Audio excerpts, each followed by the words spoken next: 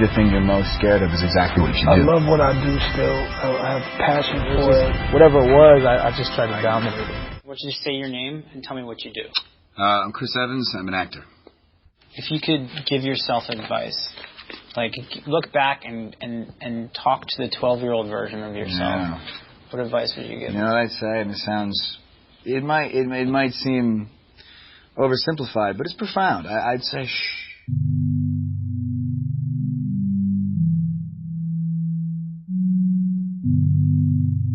It's been a big thing for me. You know, it's so funny how noisy my brain is, and everyone's brain is noisy. It's what it does. It makes thoughts. And the problem is, I think in most of our lives, the root of suffering is following that brain noise and listening to that brain noise and actually identifying with it as if it's who you are. That's just the noise your brain makes. You know, and more often than not, it probably doesn't have much to say that's going to help you. For Captain America, I read that you turned down the role a number of times. Can you just explain why?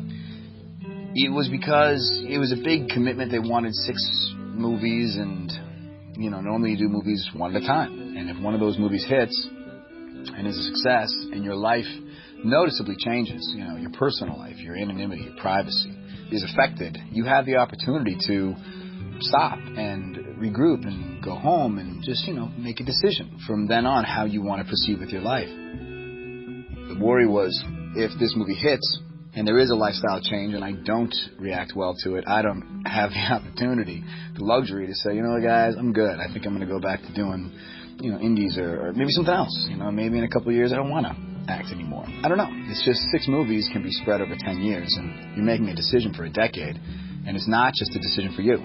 If the lifestyle changes to a point where your anonymity is compromised, then it's really not your right to complain anymore. So if all of a sudden someone in your family ends up in a hospital and you're going in and out every day and someone's taking pictures of you and you complain, everyone's going to say, too bad, you made this bed, sleep in it. And that's a shame. And that's a decision you have to make and prepare for. This ripple effect isn't just going to be about me. And that's scary, you know, and you think, well, is there another way to get where I want to get without this? You know what I mean? If the strings attached are 6 movies, that's a scary loss of control that I just wasn't ready to process. And so I said no. And I asked every human being in my life what they thought, and, you know, everyone said I should do the movie, and I did. I said I've gone to therapy. I went to therapy. I was like, fine, I'll talk to a therapist, see what they have to say, and, you know, because I do struggle with, I get anxiety about certain things and press and things like that. It's, you know, all those things were tied into the Marvel responsibilities. And it kind of started to shift on me. It started to feel like maybe the thing you're most scared of is exactly what you should do. Maybe this is actually what you should push yourself into. And it just started to make sense to me that way. And I said, let's go for it. And, you know, it was a bumpy acclimation. It was certainly a nerve-wracking first couple weeks of shooting as to whether or not I made the right choice. But in retrospect, it certainly was. Oh, my God. Can you imagine? I'd be kicking myself. Oh, man. Oh, and my agent's got, you know, a lifetime supply of I told you so's off that one. The times that I felt my best are the moments that I've been able to pull that plug and say, Chris, shh, shh, shh. And it's not quitting, it's not giving up, it's not washing your hands of the thought. It's rising above it.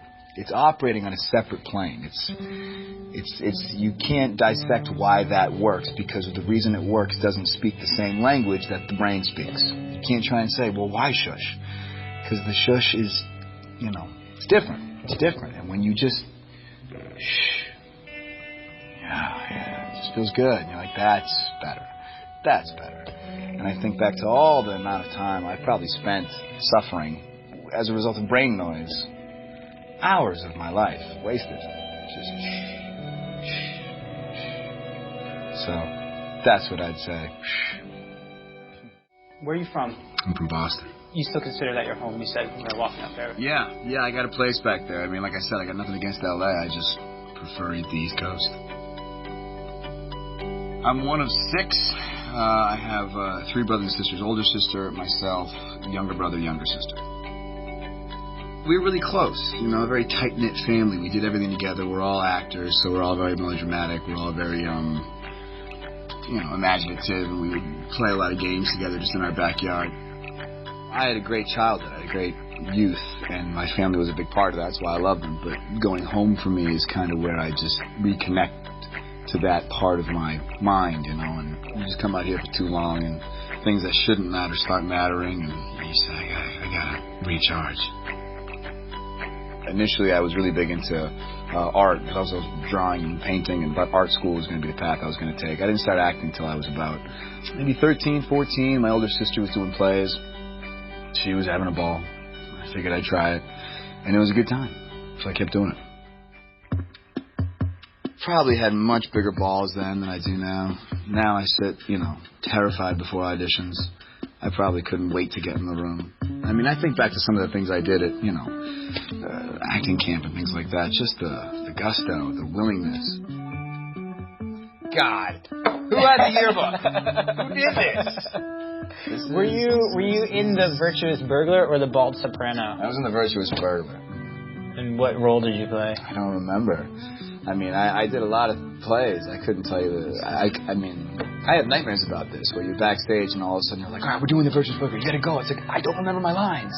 Just get out there. They'll come to you. And you come out on stage with a play you did 15 years ago, and you're forced, this is what happens when I sleep. Back in the good old days. The good old days. 97. What a time.